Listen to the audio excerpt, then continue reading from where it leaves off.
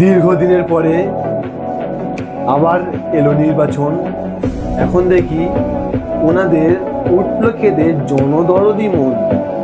মিষ্টি কথায় ভুলিয়ে দেবে বিগত দিনের ব্যথা। আবার আমরা ভুল করব শুনে ওদের কথা।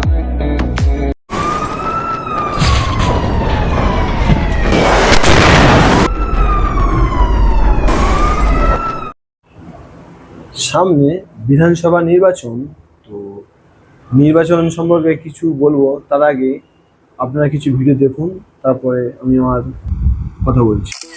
अपनी बेटी का रिश्ता तय करने से पहले कितना सोचते हैं हम।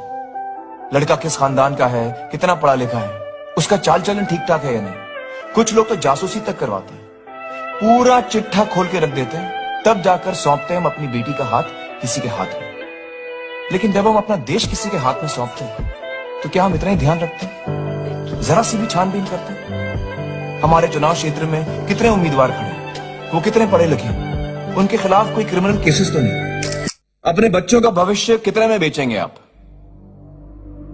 क्या कीमत लगाएंगे? एक बोतल शराब, एक बोरी गेहूं, रेडियो, टीवी, एक साड़ी या 2-4 हजार रुपए? सोच लीजिए, क्योंकि फिर आ रहे हैं वो कुछ उम्मीदवार आपका वोट खरीदने। याद रखिए, आज जो आपका वोट खरीदेगा वो कल आपको बेचेगा। इस बार एक बात तय कर दें कि जो भी उम्मीदवार हमारा वोट खरीदने की कोशिश करेगा उसे तो हम हरगिज वोट नहीं देंगे। अपने देश का सौदा, अपने बच्चों के भविष्य का सौदा हम हरगिज नहीं करेंगे। सच्चे को चुनेंगे, अच्छे को चुनेंगे। जय हिंद, जय हिंद।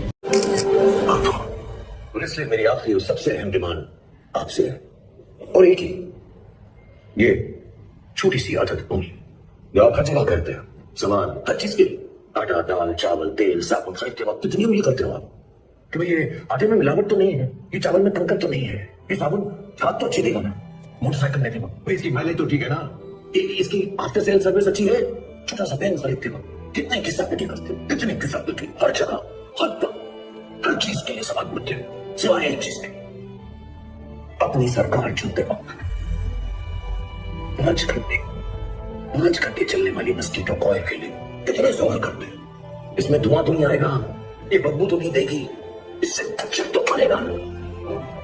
लेकिन 5 साल तक अपनी सरकार चुनते वक्त एक सवाल नहीं करते, कुछ नहीं पूछते, बिल्कुल। मेरी डिमांड है क्यों जब पैसा जात पात धर्म समुदाय के लिए वोट देने की बजाय जो आपसे वोट मांगने आए आप उससे सवाल पूछो, कुछ उससे कि अगले 5 साल तक तुम मेरे लिए क्या करोगे,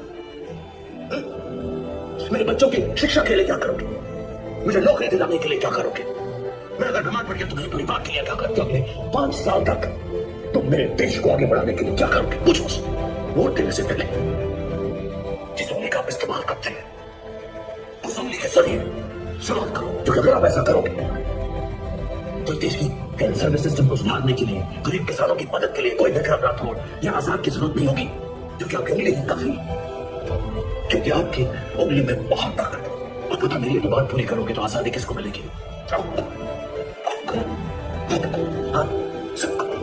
आजादी गरीबी से, आजादी न्याय से, आजादी करप्शन से। थोड़ा सा अपनी इस उंगली पर विश्वास करो, उसे यूज करो। আচ্ছা, একটা ছাগলের দাম কত? তা 4 থেকে 5 হাজার টাকা। আচ্ছা বলুন, একটা গরুর দাম কত? তা ধরুন 40 থেকে 50 হাজার টাকা। তাহলে সামনে ইলেকশনে আপনি কত দিয়ে বিক্রি হচ্ছেন? আপনার বাচ্চার ভবিষ্যৎ কত দিয়ে বিক্রি করছেন?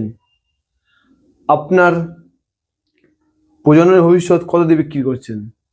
প্রশ্ন রইল আপনাদের কাছে। এবার কবিতাটি শুরু করা যাক। কবিতাটির নাম নির্বাচন। নির্বাচনের প্রাককালে কত স্বপ্ন দেখায়, নির্বাচন শেষে তা সবই ভুলে যায়। জল দেব, কল দেব, করব উন্নয়ন, নির্বাচন হয়ে গেছে, এখন তারা করেছে গমন।